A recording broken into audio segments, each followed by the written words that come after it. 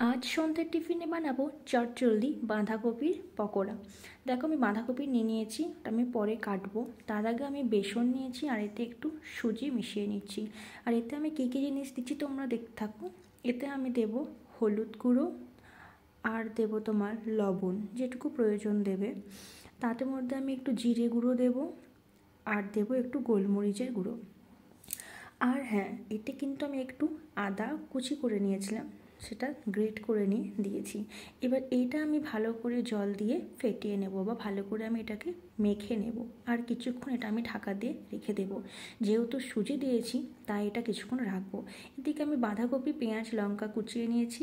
এইবার আমার ওই বেসনের সাথে এই বাঁধাকপি, পেঁয়াজ, লঙ্কা এগুলোকে আমি মিশিয়ে নেব।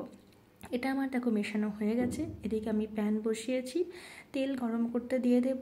তেলটা আমার গরম হয়ে গেলে তবে আমি হালকা আঁচে এইগুলো আস্তে আস্তে করে দেব। আমি ওখানে দেখে নিলাম তেলটা গরম হয়েছে কিনা। দেখো আমি যেভাবে দিচ্ছি আস্তে আস্তে দিয়ে এটাকে হালকা আঁচে কিন্তু উল্টে পাল্টে ভাজতে হবে।